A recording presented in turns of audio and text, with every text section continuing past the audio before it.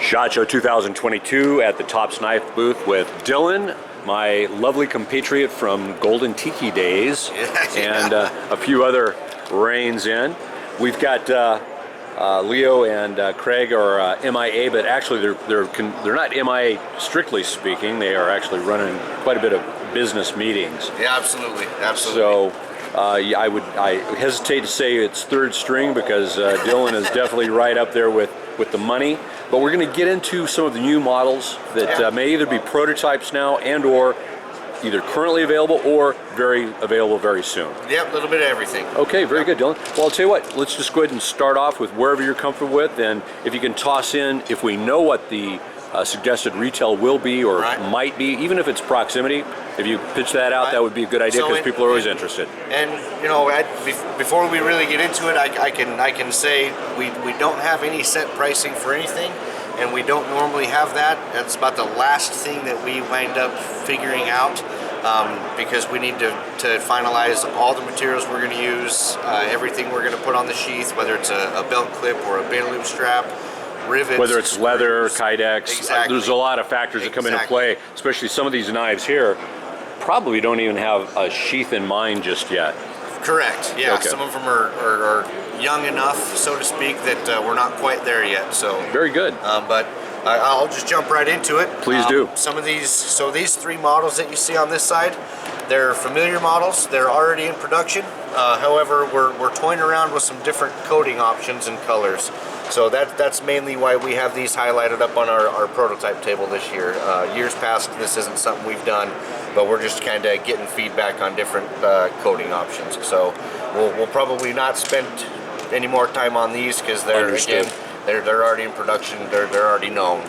And just for someone who may not be aware, typical steels used in the top knives are? So our main steel is going to be a 1095 high carbon steel. It's got great edge retention, easy to work with, easy to machine, and it's not some super steel that is astronomically expensive. So that's our bread and butter. That's what we do best. We got the heat treat dialed in, so the majority, I'd say 90-95% of our models are all going to be 1095 high carbon. Very good. Okay. Yeah, just thought I'd jump into that so we're not asking about steels on each individual knives because some folks, that's an important thing. It is, absolutely. So our Spirit Hunter is another example of a model that we currently make, but we're looking into doing a third version. We're going to do a tungsten type Cerakote with green canvas micarta scales with black liners. Years past, we've released this with just a tumble finish blade and a blue and black G10 scales. So we just kind of updating the classic, so to speak. Now, am I looking at that correctly? Is that kind of a chocolate color? So I believe it's a green canvas. Oh, okay. But once we apply oil, it really darkens up the material. Okay. So that's what that is. Very good. I was going to say you guys are getting into the candy colors. Well, actually, we kind of are. Right. Yeah. Go ahead, Dylan. Sorry, man. No worries. This is your video, so we'll let you set the pace. Don't ever do that with me, man. You know it'll get out of control. Here we have the Field Dog. We've just finalized a few things on this before we actually came out to the show. Somebody, you may have seen this in the past with a leather inlay in this handle.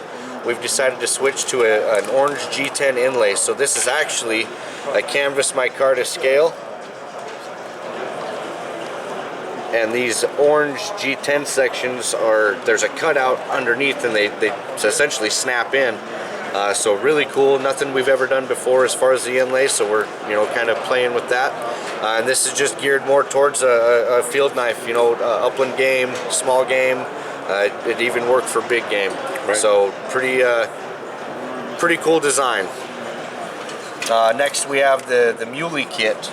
These are going to be a skinning hunting knife kit, complete with a bone saw with a built-in gut hook.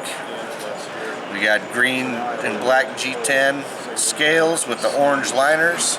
The idea behind the orange liners is, a lot of hunters in the field, they set their stuff down and then they can't find it or they forget about it. So we're putting orange in these so it'll catch your eye and be easier to find once you set it down, if you do. Absolutely. I believe these are going to be available together or as a set. These are going to be out of 154 cm stainless, so a little less required blade maintenance than our 1095, but very great edge retention. Beautiful. All right. This is just something that we kind of is more fun than anything. We got us it's called a tack rake. It's going to be a beard comb. This is a beard comb. There you go. It is a full tang. We have the tang sandwiched in between the micarta. So if there's any questions, this is a full tang underneath of the scales. And just like all of our other stuff, we overbuild. So well, for those extra tough beards, which yours is highly groomed, we must say. It is. And Leo is prone to, he likes to do those little kind of one-off things every once in a while. Absolutely. Yeah, you know, like our slingshots, the large size and the mini. It's a nostalgia thing. It's just fun. It's something we can do. So why not? Beautiful. So next we'll jump over here. This, again, you'll read the name, the Silent Hero. So that is a model that is currently already in our lineup, but it's closer to a 7-inch blade. So through feedback through customers and R&D of our own, and input from Anton Duplice, who is the designer, we've kind of geared towards a smaller version. So this will be a 4-inch blade. It'll have the same style handles, black canvas micarta. A little bit of orange in there, am I correct? Yep, little some red on the liners. Ah, red, very good.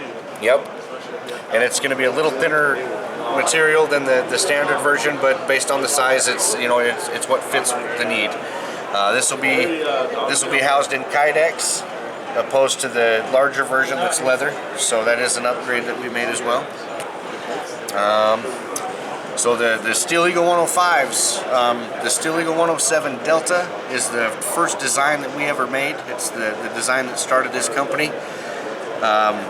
We are now doing a true 5-inch blade version, so 2 inches shorter than the originals, and it will be offered in the same setup and colors as all the original Steel Eagles.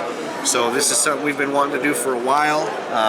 So we're really excited about these and being able to offer the same performance with just a slightly shorter blade.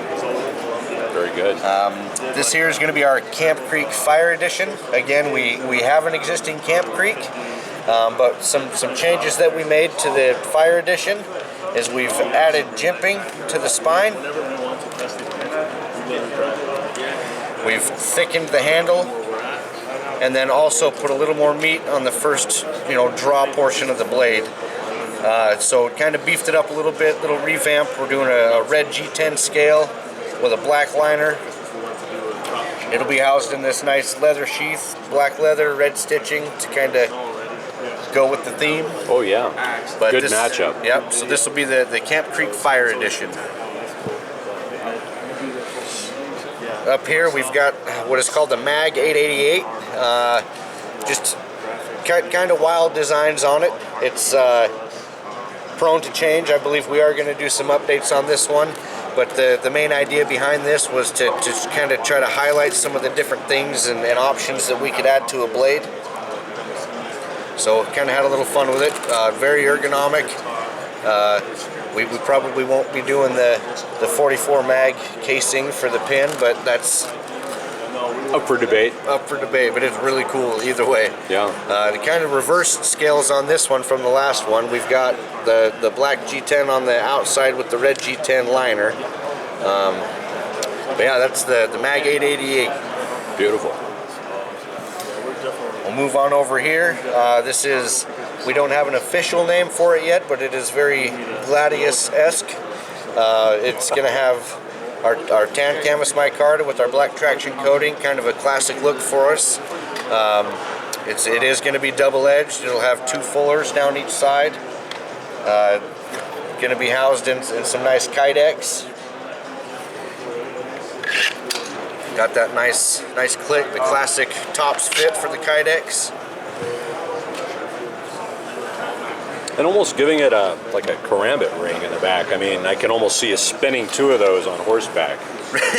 Yeah, a little smaller than a karambit ring, but if somebody had small enough hands, they probably could. Well, there you go. But we don't recommend it. Yeah. Not recommended. Yeah. That again, that's just me being facetious. Yeah. This next one here, if anybody's familiar with our U.S. combat knife or our felony stop, a gentleman by the name of Zabo is the designer.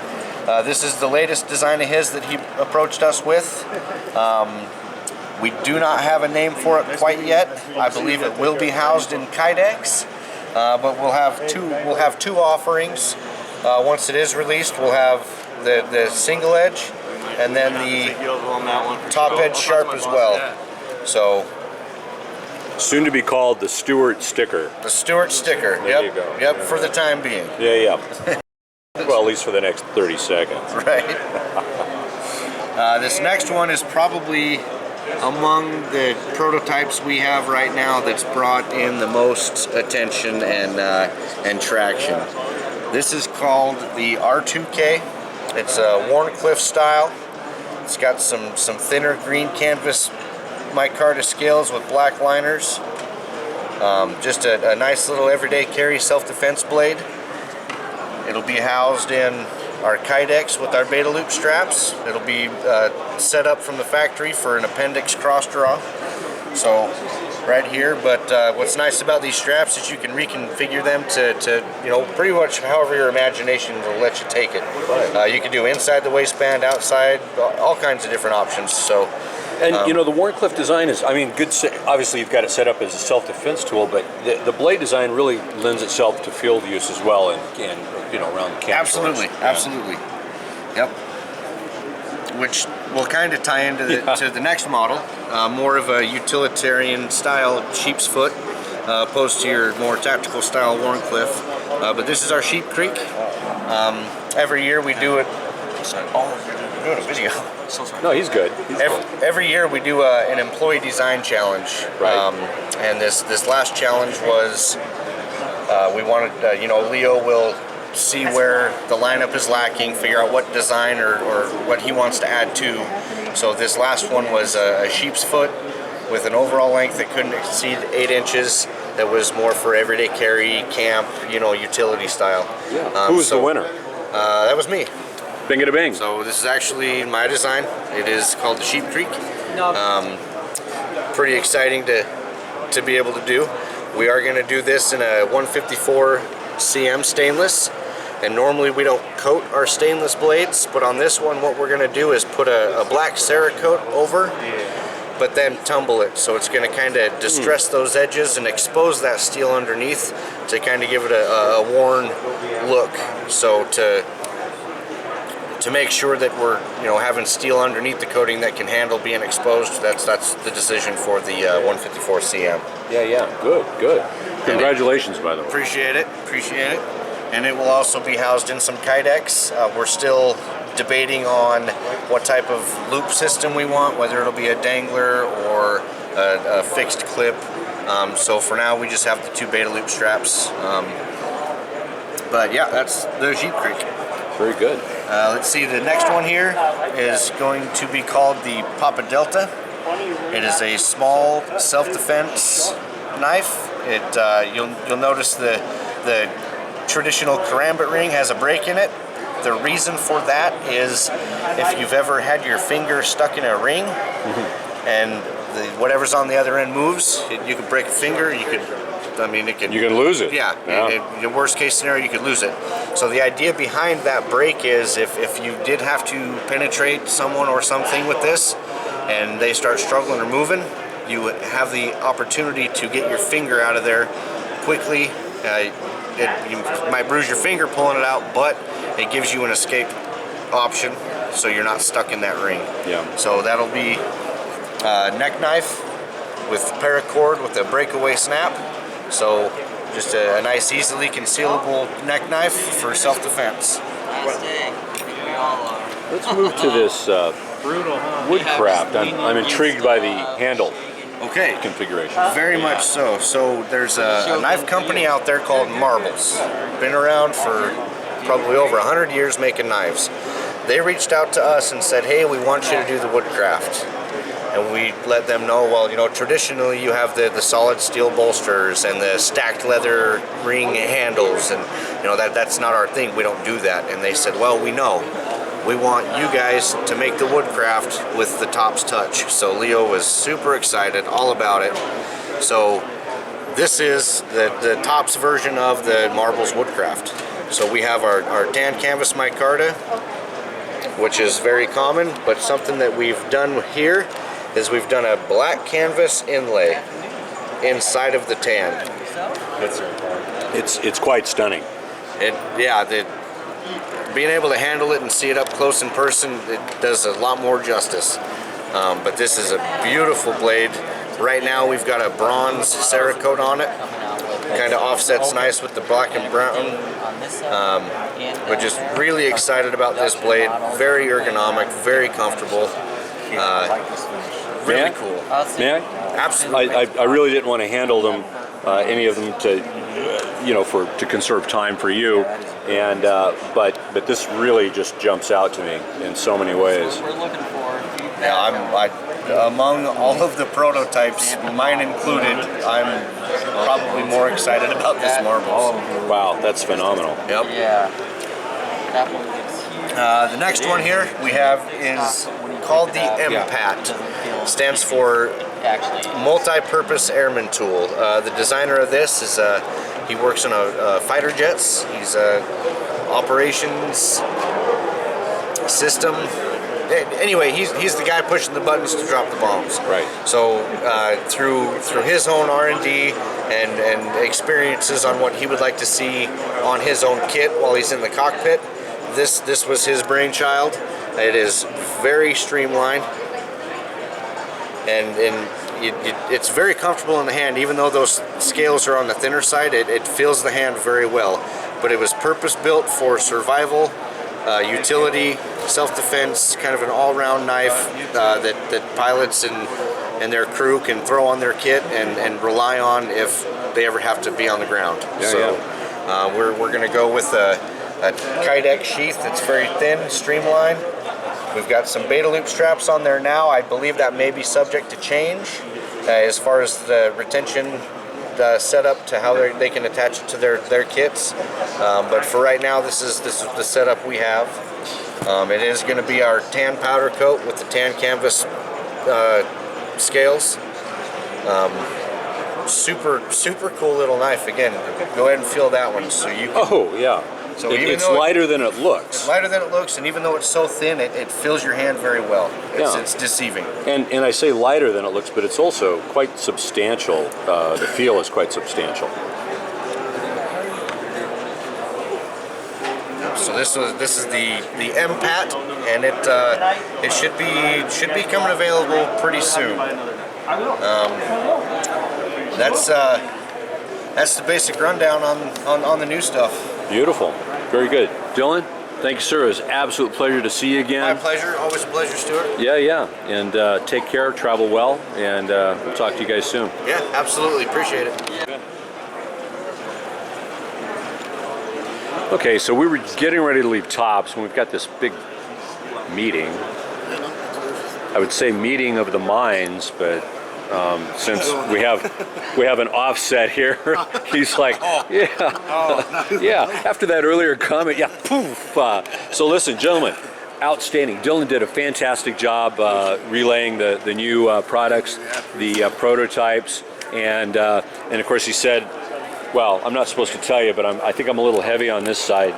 There'll be a few missing, and with that said, also, I'm just going to comment. We've had an issue at prior SHOT shows where, and this doesn't normally happen at most of your shows, but we've had some things literally go missing, and I just want to say curses, seriously, a curse of an anchor around that individual or individual's neck that would do that. This is a professional event, and they're not supposed to be doing that, so I hope that they carry that anchor well, and if we find the right number, we'll make sure we take care of it. So, gentlemen, take care. I'm going to fading away like a ghost.